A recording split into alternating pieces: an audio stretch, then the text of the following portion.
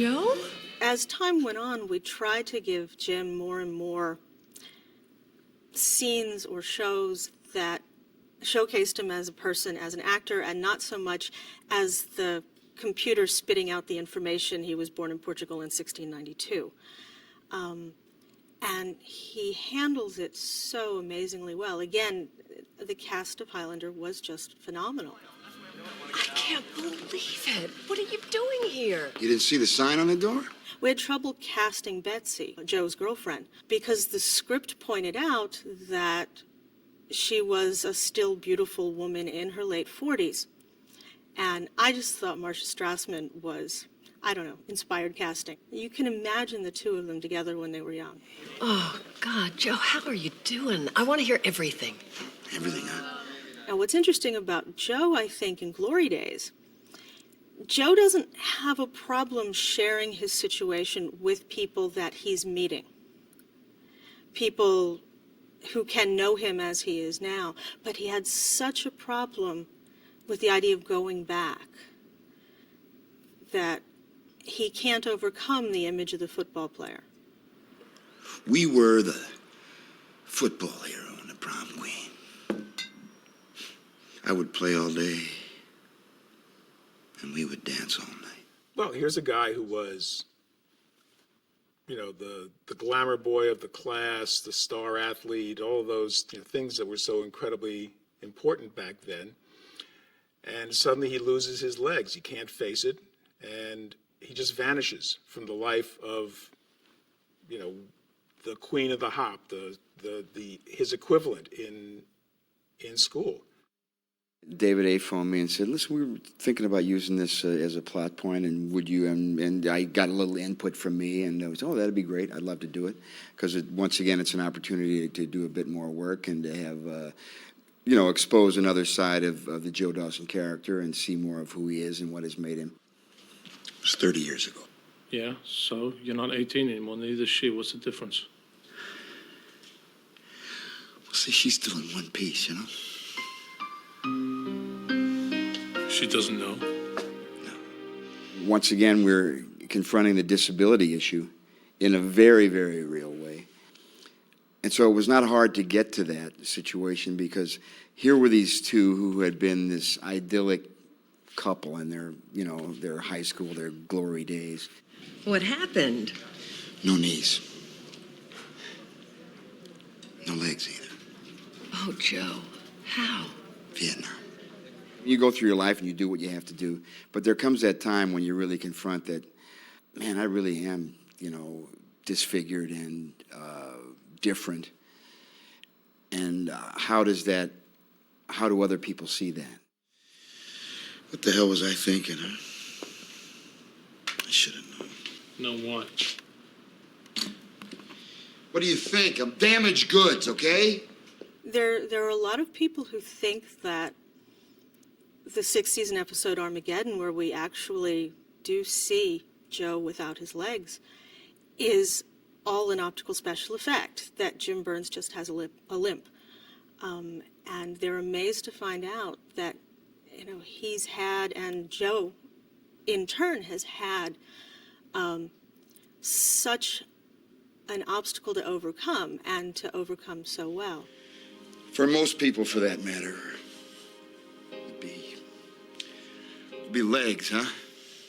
I mean, one or preferably two, right? It's hard not to feel, quite honestly,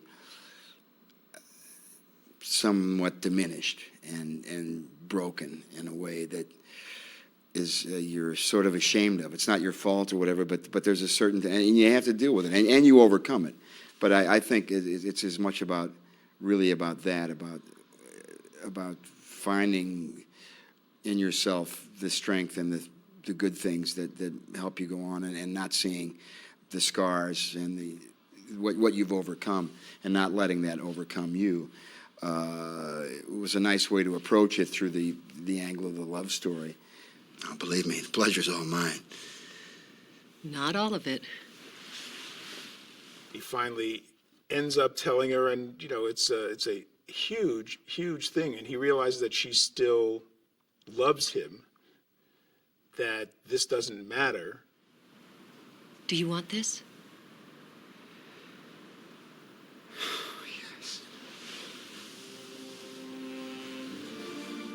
And then, of course, we find out that she's married, and what is keeping them apart has nothing to do with his legs. And wow, wouldn't your life have been different if you had just gone back and said, hey, here I am. I don't have legs. Do you still love me? But then again, maybe he wouldn't be running Joe's.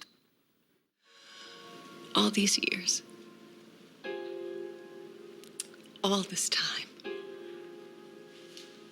I just kept thinking about you. It's really about self-knowledge and respect for yourself, and learning to retain and remain respectful of yourself. And in that way, you can't really hurt anyone if you just, if you really deal with them in an honest way. It's funny, I really thought the risk was all mine. Turns out I was wrong. Betsy? 30 years later, she's still in love with me. I guess it must be the beard. I wanted to show some of that hurt, but also the fact that all of us deal with it on some level, whether it's a physical level like mine or some sort of emotional level. I think everyone at some point has to confront the hurt and look at the scar and say, what does that mean? And be able to be proud of it as opposed to being ashamed of it.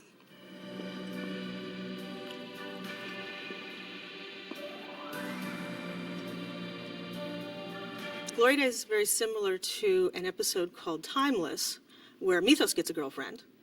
In this case, Joe gets a girlfriend. You can't really make the show about that.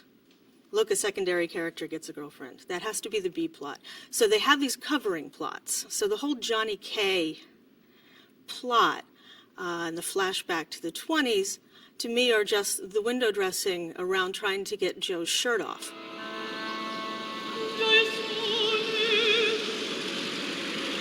Glory Days, in a way, it's a similar process with all the period pieces. First of all, we need to find an environment where there are not too many offensive things. I mean, things that really say we're not in the period we want to be. So that's the beginning point.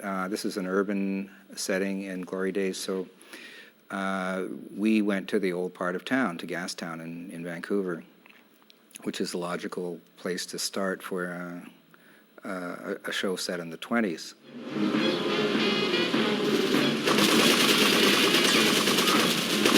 There's a lot of things in that alley now that weren't there in the 20s, and that's part of where we go to work and either obscure them, remove things that are removable, and that's just all kinds of modern signage, modern lighting.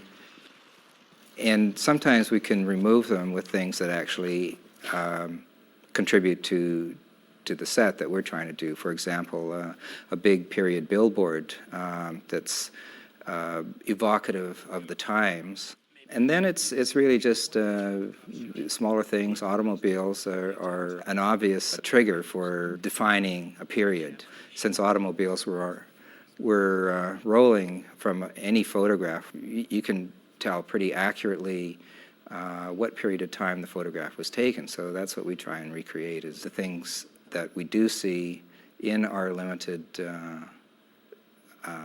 piece of old Vancouver are totally consistent with the time frame that we're trying to portray there. Just like you thought he was, tall and straight and smooth, everything a boy should be. It was fun to write the song. The other time I had a chance to write a song for Highlander was in Highlander 2, when we were standing outside of the Seattle Symphony Orchestra in the pouring rain, and Stuart Copeland, the composer, came up to me and he said, "Where's the chant?" And I said, "What chant? You're the composer." He said, "We need a chant. We've got 95 voices in a choir showing up here in 15 minutes. They're going to sing the chant. You got to write the chant." I said, "What kind of a chant? Like, Ubagawa, stuff like that. He said, exactly. He handed me a yellow pad, a piece of paper. I wrote like Umbagawa, Obagawa, whatever. Handed it to him. They did it. He said, by the way, now you have to join BMI to get all these vast residuals that are going to pour in. And Roger turned to me and said, somebody needs to write a song for Glory Days. Wouldn't it be fun to have a song in here? So he said, so why don't you do it? Because he had heard my chant. So I said, okay. Everything a boy should be. And out of it came Everything a Boy Should Be. Kind of an ironic counterpoint to what a little bum this character had turned into.